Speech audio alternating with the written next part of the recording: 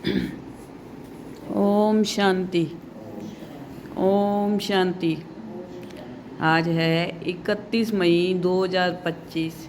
साकार महावाक्य। बाबा कहते, मीठे बच्चे, जब तक जीना है तब तक पढ़ना और पढ़ाना है।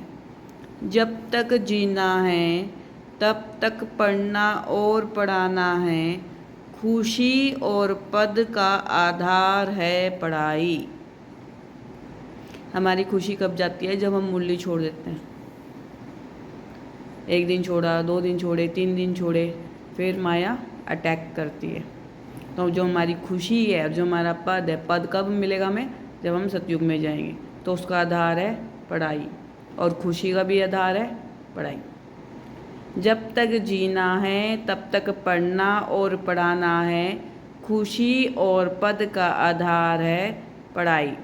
आज का प्रश्न है, सर्विस की सफलता के लिए मुख्य गुण कौन सा चाहिए? सर्विस की सफलता के लिए मुख्य गुण कौन सा चाहिए? उत्तर है सहनशीलता का। हर बात में सहनशील बनकर आपस में संगठन बनाकर सर्विस करो। भाषण आदि के प्रोग्राम लेकर आओ। मनुष्यों को नींद से जगाने के लिए अनेक प्रबंध निकलेंगे। जो तकदीरवान बनने वाले हैं वे पढ़ाई भी रुचि से पढ़ेंगे। बाबा कहते कि सर्विस की सफलता के लिए मुख्य गुण कौन सा चाहिए? मुख्य गुण सहनशीलता का। क्योंकि जब हम संगठन में होते हैं ना, तो हमारे संस्कार ऊपर नीचे होते हैं। तो उस समय कौन सा गुण चाहिए हमें? सहनशीलता का। हर बात में सहनशील बनकर आपस में संगठन बनाकर सर्विस करो। भाषण आदि के प्रोग्राम लेकर आओ। मनुष्यों को नींद से जगाने के लिए अनेक प्रबंध निकलेंगे। जो तकदीरवान बनने वाले हैं वे पढ़ाई भी रुचि से पढ़ेंगे। गीत है, हमें उन राहों पर चलना है। ओम शांति। क्या विचार करके यहाँ मधुबन में तुम बच्चे आते हो? क्या विचार करके यहाँ मधुबन में तुम बच्चे आते हो? क्या पढ़ाई पढ़ने आते हो? किसके पास? बाप दादा के पास। ये है नई बात। जो पुराने बच्चे जाते हैं उनको तो पता है कि हम बाप दादा के पास जा रहे हैं। जो नए बच्चे होते हैं वो पूछते हैं कि बाबा कौन है, दादा कौन है। उनके मन में क्वेश्चन उठते हैं सारे। कब ऐसा भी सुना कि बाप दादा के पास पढ़ने जाते हैं? सो भी बाप दादा दोनों इकट्ठे हैं। वंडर है ना, तुम वंडरफुल बाप की संतान हो। तुम बच्चे भी ना रचना के आदि मध्य अंत को जानते थे। अभी उस रचता और रचना को तुमने नंबरवार पुरुषार्थ अनुसार जाना है। जितना जाना है और जितना जिसको समझते हो उतनी खुशी और भविष्य का पद होगा। मूल बात है, अभी हम रचता और रचना के आदि मध्य अंत को जानते हैं। सिर्फ हम ब्राह्मण ब्राह्मणियाँ ही जानते हैं। जब तक जीना है अपने को निश्चय करना है कि हम बीके हैं और शिव बाबा से वर्षा ले रहे हैं सारे विश्व का। पूरी रीति पढ़ते हैं व कम पढ़ते हैं वह बात अलग है, फिर भी जानते तो होना। हम कम पढ़ते हैं, ज़्यादा पढ़ते हैं, गुरु पुरुषार्थ करते हैं, हमें अपने आप को पता होता है। हम उनके बच्चे हैं। फिर प्रश्न उठता है पढ़ने अथवा ना पढ़ने का। उस अनुसार ही पद मिलेगा। गोद में आया निश्चय तो होगा हम रजाई के हकदार बने। फिर पढ़ाई में भी रात दिन का फ़र्क पड़ जाता है। कोई तो अच्छी रीति पढ़ते और पढ़ाते हैं और कुछ सूझता ही नहीं है। बस पढ़ना और पढ़ाना है, यह अंत तक चलना है। स्टूडेंट लाइफ में कोई अंत तक पढ़ाई नहीं चलती। समय होता है तुमको तो जब तक जीना है पढ़ना और पढ़ाना है। अपने से पूछना है कितने को बाप रचयिता का परिचय देते हैं। मनुष्य तो मनुष्य ही है, देखने में कोई फर्क नहीं पड़ता। शरीर में फर्क नहीं, ये अंदर बुद्धि में पढ़ाई गूंजती रहती है। जितना जो पढ़ेगा उतनी उनको खुशी भी रहेगी। अंदर में यह रहता है कि हम नए विश्व का मालिक बनूंगा। हमें भी रहता है ना, सतयुग में जाएंगे, श्री कृष्ण के साथ रहेंगे। अभी हम स्वर्ग द्वार जाते हैं। अपनी दिल से सदैव पूछते रहो हमारे में कितना फर्क है। बाप ने हमको अपना बनाया है, हम क्या से क्या बनते हैं। पढ़ाई पर ही मदार है। पढ़ाई से मनुष्य कितना ऊंच बनते हैं। वह तो सब अल्पकाल क्षणभंगुर के मर्तबे हैं, उनमें कुछ भी रखा नहीं है। जैसे कि कोई काम के नहीं, लक्षण कुछ भी नहीं थे।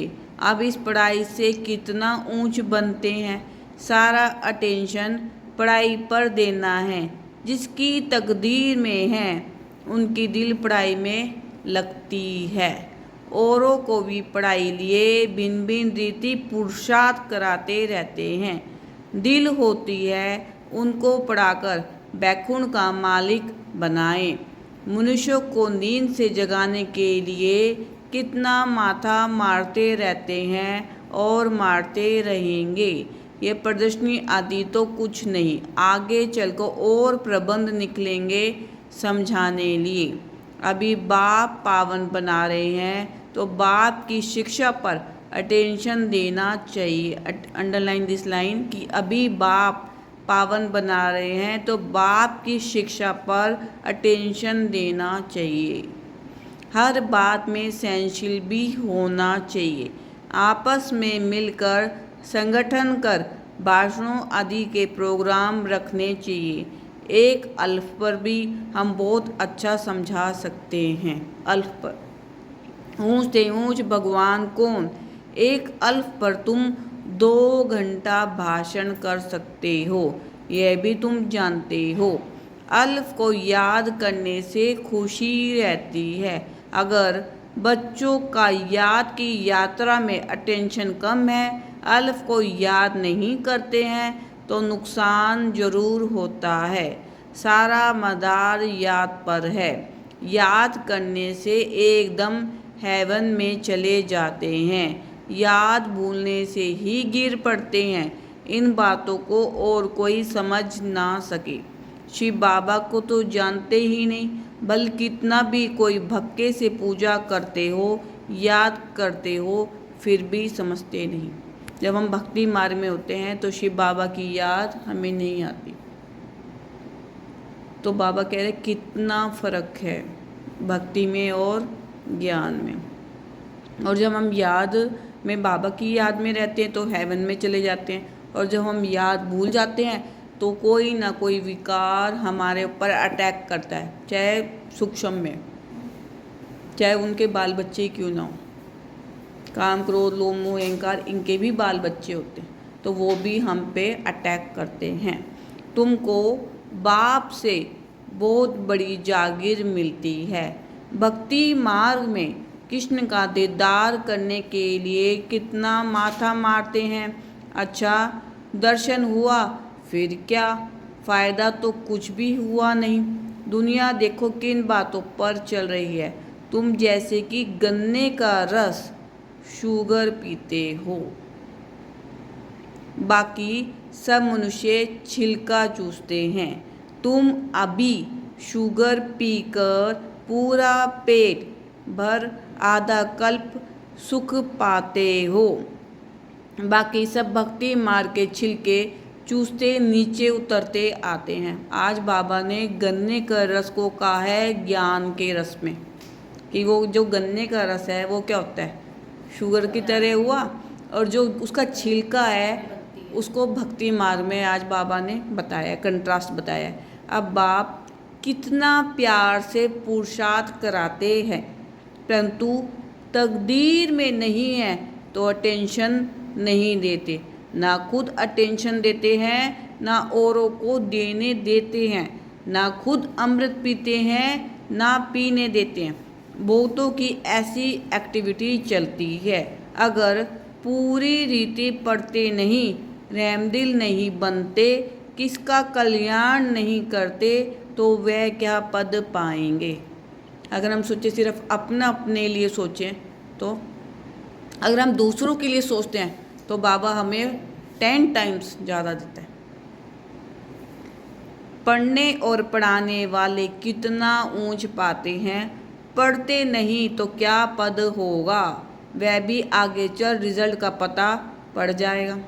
जब बच्चे पढ़ते हैं तो लास्ट में पता चल जाता है ना उसके नंबरों से कि हाँ इसने मेहनत करी है, और जब नहीं आते नंबर तो पता चल जाता है। फिर समझेंगे बराबर बाबा हमको कितनी वार्निंग देते थे।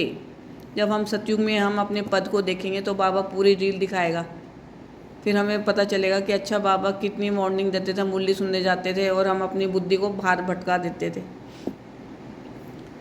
यहाँ बैठे हो बुद्धि में रहना चाहिए, हम बेहद के बाप के पास बैठे हैं, वे हमको ऊपर से आकर इस शरीर द्वारा पढ़ाते हैं, कल पहले मुआफिक। अब हम फिर से बाप के सामने बैठे हैं, उनके साथ ही हमको चलना है। Underline this line. अब हम फिर से मतलब कल फिर से बाप के सामने बैठे हैं, उनके साथ ही हमको चलना है, छोड़कर नहीं जाना है। बाप हमको साथ ले जाएंगे, ये पुरानी दुनिया विनाश हो जाएगी, ये बातें और कोई नहीं जानते, आगे चलकर जानेंगे। रॉबर पुरानी दुनिया ख़त्म होनी है, मिल तो कुछ भी नहीं सकेगा, ये बातें और कोई नहीं जानते, टू लेट हो जाएंगे। हिसाब किताब चुकतू कर सबको वापस जाना है, यह भी जो सेंसिबल बच्चे हैं वही जानते हैं। बच्चे वह जो सर्विस पर उपस्थित है, माँ बाप को फॉलो करते हैं, जैसे बाप रूहानी सेवा करते हैं वैसे तुमको करनी है। कई बच्चे हैं जिनको ये धुन लगी रहती है, जिनकी बाबा महिमा करते हैं उन जैसा बनना है। Underline this line. कई बच्चे हैं जिनको ये धुन लगी रहती है, जिनकी बाबा महिमा करते हैं उन जैसा बनना है। टीचर मिलती तो सबको है, यहाँ भी सब आते हैं, यहाँ तो बड़ा टीचर बैठा है, बाप को याद ही नहीं करते तो सुधरेंगे कैसे। नॉलेज तो बहुत सहज है, 84 जन्मों का चक्कर है, कितना सहज, परंतु कितना माथा मारना पड़ता है। बाप कितनी सहज बात समझाते हैं, बाप को और 84 के चक्कर को याद करो तो बेड़ा पार हो जाएगा। ये मैसेज सबको देना है। अपनी दिल से पूछो कहाँ तक मैसेंजर बना हूँ। अपनी दिल से पूछो कहाँ तक मैसेंजर बना हूँ। जितना बहुतों को जगाएंगे उतना इनाम मिलेगा। अगर जगाता नहीं हूँ तो ज़रूर कहाँ सोया हुआ हूँ, फिर मुझे इतना ऊंच पद तो मिलेगा नहीं। मतलब हमारे अंदर एक धुन लगी रहनी चाहिए कि जैसा मुझे मिला ऐसा सबको मिले।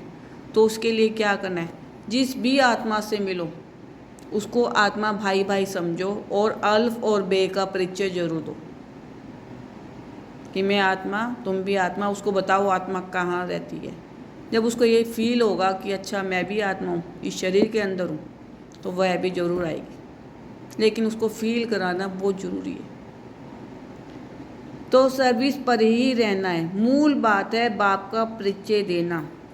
बाप ने ही भारत को स्वर्ग बनाया था, अभी नरक है फिर स्वर्ग होगा, चक्कर तो फिरना है। तमो प्रधान से सतो प्रधान बनना है।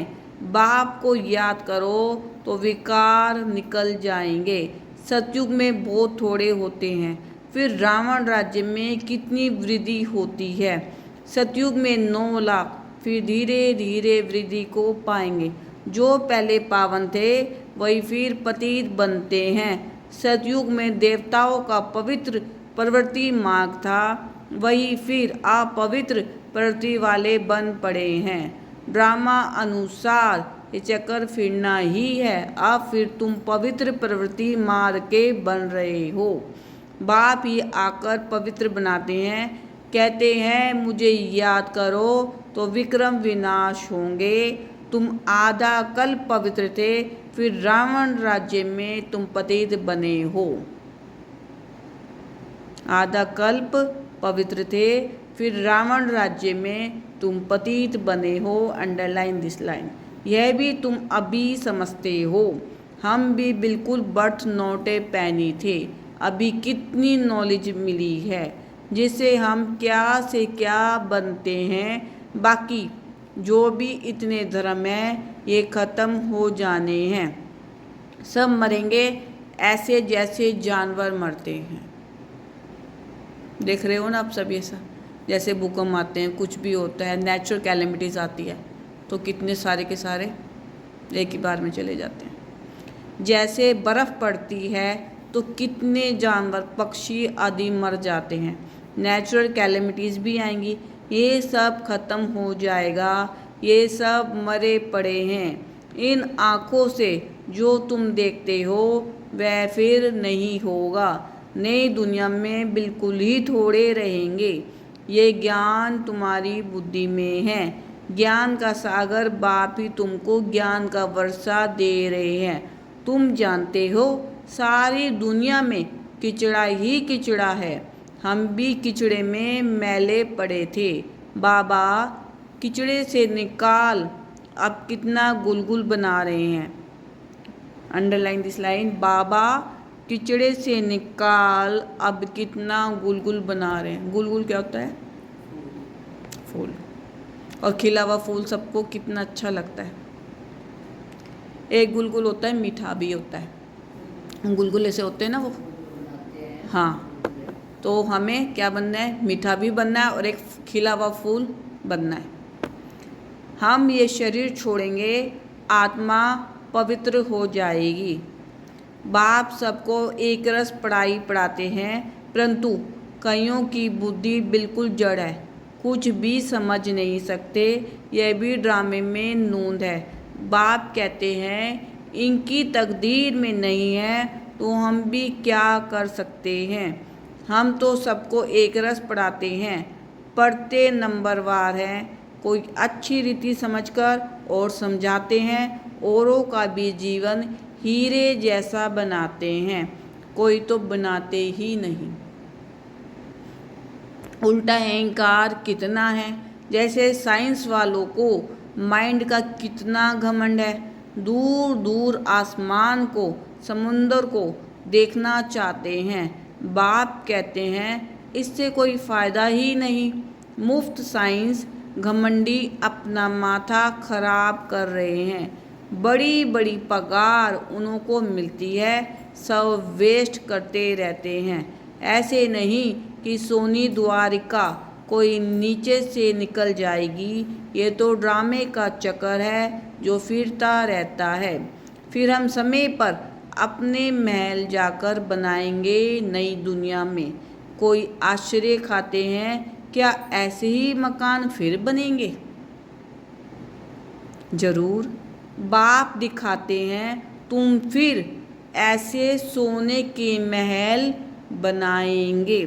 वहाँ तो सोना बहुत रहता है। अभी तक भी कोई कोई तरफ सोने की पहाड़ियाँ बहुत है, परंतु सोना निकाल नहीं सकते हैं। नई दुनिया में तो सोने की अथाह खानियाँ थी, वह ख़त्म हो गई। अभी हीरे का दाम भी देखो कितना है। आज इतना दाम, कल पत्थरों मिसल हो जाएगा। बाप तुम बच्चों को बड़ी वंडरफुल बातें सुनाते हैं और साक्षात्कार भी कराते हैं। बाप तुम बच्चों को बड़ी वंडरफुल बातें सुनाते हैं और साक्षात्कार भी कराते हैं। तुम बच्चों को अब बुद्धि में यही रहना है, हम आत्माओं को अपना घर छोड़े 5000 वर्ष हुए हैं, जिसको मुक्ति धाम कहते हैं। जब आत्मा परम धाम में थी तो कैसी थी? बिंदु समान। जब उसने वो सतयुग में आई तो उसने परम धाम छोड़ दिया। फिर ये चक्कर चलता रहा 84 जन्मों का। अब आत्मा क्या हो चुकी है? वानप्रस्थ हो चुकी है। अब उसने कहाँ जाना है? फिर से परम धाम जाना है, फिर सतयुग में आएगी। तो ये चक्कर फिरता रहता है। भक्ति मार्ग में मुक्ति के लिए कितना माथा मारते हैं, परंतु अभी तुम समझते हो सिवाय बाप के कोई मुक्ति दे नहीं सकते, साथ ले नहीं जा सकते। अभी तुम बच्चों की बुद्धि में नई दुनिया है, जानते हो ये चक्कर फिरना है, तुमको और कोई बातों में जाना नहीं है। कोई पूछता है कि ये 5000 वर्ष का चक्कर ही क्यों होता है? अब अपने एक दिन का चक्कर लगा लो, 24 घंटे का होता है। अब कोई हमसे पूछे कि 25 घंटे 23 घंटे का क्यों नहीं, कोई उत्तर ही नहीं है। ऐसी क्योंकि ये सब बाबा ने बनाई हुई है। ऐसी ही ये जो चक्कर है ये 5000 वर्ष का है। ना तो हमने इसमें कोई जाना है, ना उलझना है, ना फंसना है। जितना स्मूथ चलते रहेंगे उतना हम बाबा के करीब आते जाएंगे। जितना बाबा कहता है ना, जब प्रश्न खत्म हो जाते हैं तो हम क्या बन जाते हैं? प्रसन्नचित्त। जब प्रश्न खत्म हो जाता है तो हम प्रसन्नचित्त बन जाते हैं। प्रश्नों में क्या है? फंसते हैं हम, क्योंकि एक क्वेश्चन करा तो दो दूसरा क्वेश्चन। क्योंकि ये सब पानी, ये जब अगर हम सोचे कि हम क्यों बने हैं इससे 5 तत्वों से, सब हाँ, तुमको और कोई बातों में जाना नहीं है, सिर्फ बाप को याद करना है। सबको यही कहते रहो, बाप को याद करो तो विक्रम विनाश होंगे। बाप ने तुमको स्वर्ग का मालिक बनाया था। तुम मेरी शिव जयंती भी मनाते हो। कितना वर्ष हुआ? 5000 वर्ष की बात है। तुम स्वर्गवासी बने थे, फिर 84 का चक्कर लगाया है। ये भी ड्रामा बना हुआ है। तुमको यह सृष्टि चक्कर आकर समझाता हूँ। अभी तुम बच्चों को स्मृति आई है बहुत अच्छी तरह से। हम सबसे ऊंच पाठधारी हैं। हमारा पाठ बाबा के साथ है। हम बाबा की श्रीमत पर बाबा की याद में रहकर औरों को भी आप समान बनाते हैं। जो कल पहले थे वही बनेंगे। जो कल पहले थे वही बनेंगे। साक्षी होकर देखते रहेंगे और पुरुषार्थ भी कराते रहेंगे। सदा उमंग में रहने के लिए रोज एकांत में बैठकर अपने साथ बातें करो। Underline this line. सदा उमंग में रहने के लिए हम उदास कब होते हैं? जब हम अकेले होते हैं, माया अटैक करती है हमारे पर। जब हम बाबा के साथ होते हैं तो हमारे अंदर क्या होता है? उमंग होता है। और हमें ये भी फील होता है कि अच्छा हमने कितने मिनट्स याद के चार्ट में रहे। जैसे आप भी एक डायरी बना सकते हो, जितना जितना याद करोगे उतने मिनट्स लिखते रहो। फिर वो देखो कि पूरा दिन में कितना कैलकुलेट हुआ, फिर उसके दूसरे दिन देखो कितना कैलकुलेट हुआ। तो ऐसे आपका पुरुषार्थ और बढ़ जाएगा। चाहे आपको 1 मिनट मिले, 1 सेकंड मिले, उसे भी लिखो।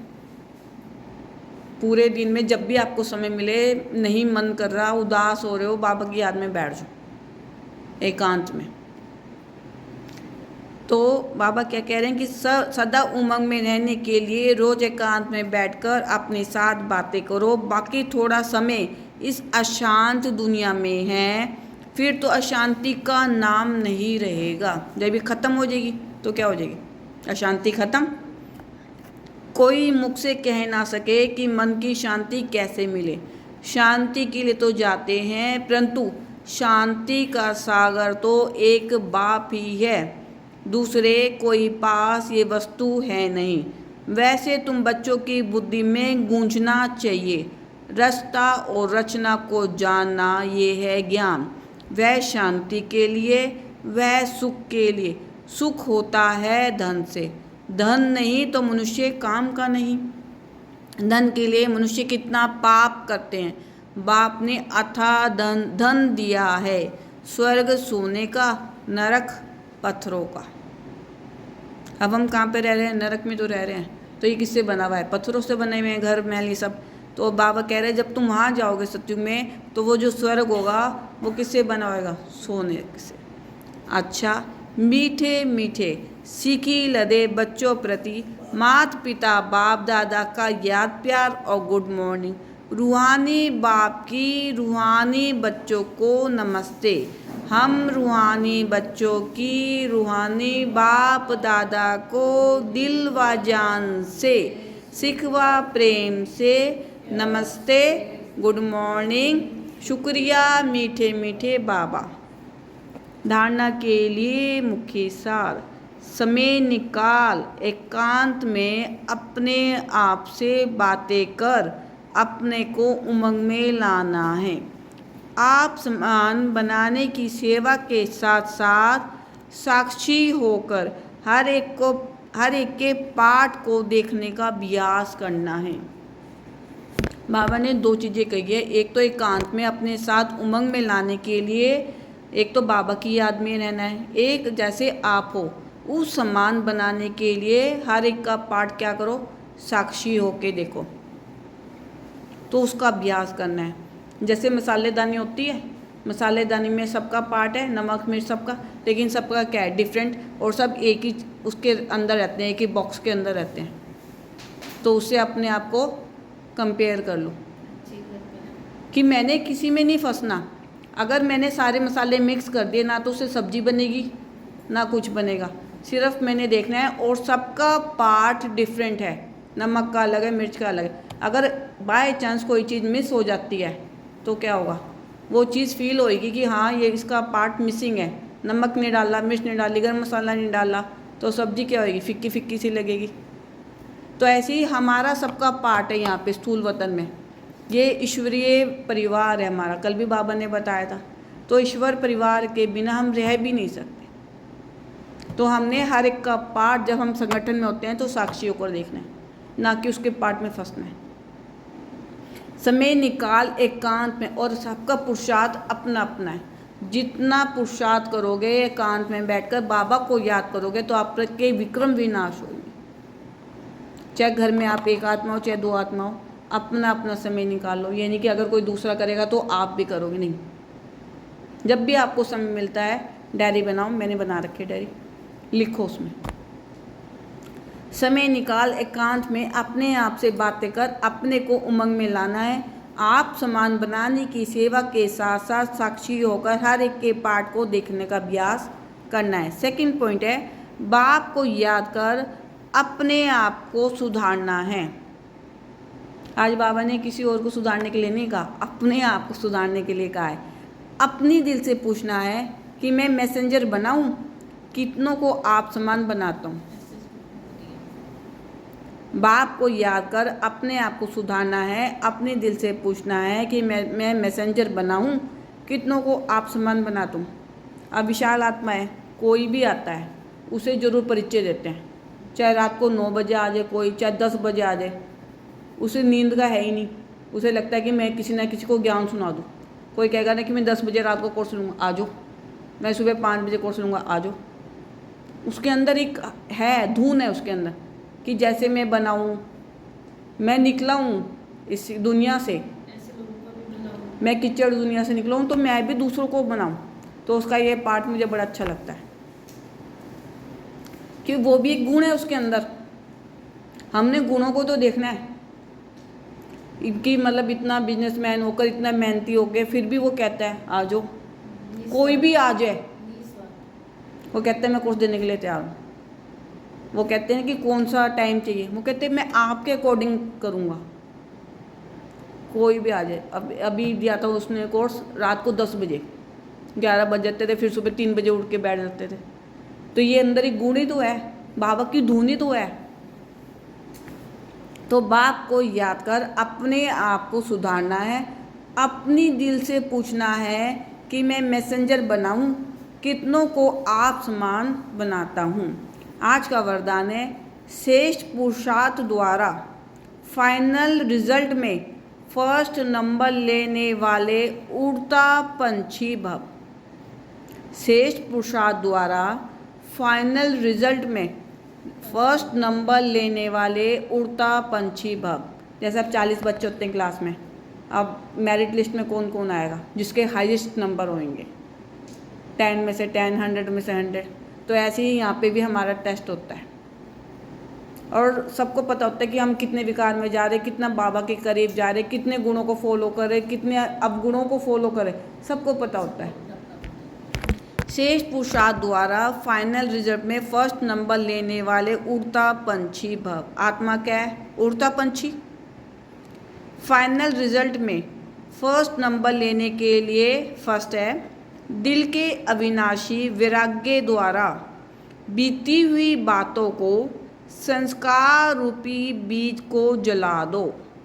दिल के अविनाशी वैराग्य द्वारा बीती हुई बातों को संस्कार रूपी बीज को जला दो। कोई आपसे कुछ भी कोई बात मिसहैपनिंग हो जाती है या कोई ने आपके दिल को दुखा दिया तो उस पर क्या करो? बिंदी लगा दो और आगे बढ़ जाओ। हर एक का कर्म अपना अपना है। सेकेंड पॉइंट है, अमृत वेला से रात तक ईश्वरीय नियमों और मर्यादाओं को सदा पालन करने का व्रत लो। अमृत वेला से रात तक ईश्वरीय नियमों और मर्यादाओं का सदा पालन करने का व्रत लो। थर्ड है, मनसा द्वारा, वाणी द्वारा या संबंध संपर्क द्वारा निरंतर महादानी बन, पुण्य आत्मा बन, दान पुण्य करते रहो। जब ऐसा श्रेष्ठ हाई जंप देने वाला पुरुषार्थ हो तब उड़ता पंछी बन फाइनल रिजल्ट में नंबर 1 बन सकेंगे।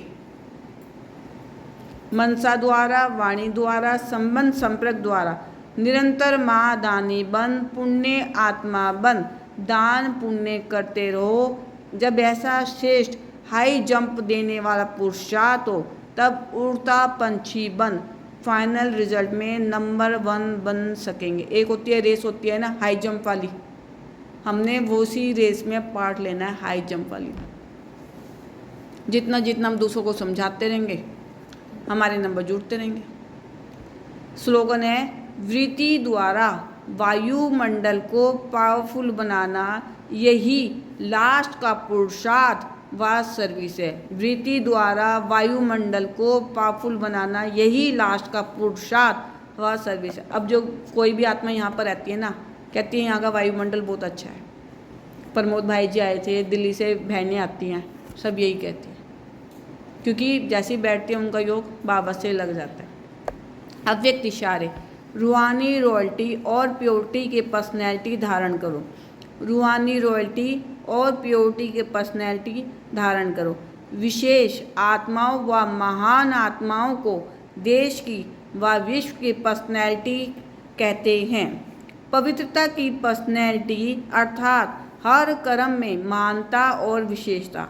रूहानी पर्सनैलिटी वाली आत्माएं अपनी एनर्जी, समय, संकल्प वेस्ट नहीं गवाते, सफल करते हैं। Underline this line. रूहानी, जिसकी रूहानी पर्सनैलिटी है वो आत्माएं अपनी एनर्जी, अपना समय, संकल्प वेस्ट नहीं गवाते। जो कल मैंने आपको कहा था कि समय नहीं गंवाना, अपने संकल्प वेस्ट नहीं करने, वही बाबा ने प्रिंट कर दिया। रूहानी पर्सनैलिटी वाली आत्माएं अपनी एनर्जी, समय, संकल्प वेस्ट नहीं गवाते, सफल करते हैं। ऐसी पर्सनैलिटी वाले कभी भी छोटी छोटी बातों में अपने मन बुद्धि को बिजी नहीं रखते हैं। ऐसी पर्सनैलिटी वाले कभी भी छोटी छोटी बातों में अपने मन बुद्धि को बिजी नहीं रखते हैं। ओम शांति।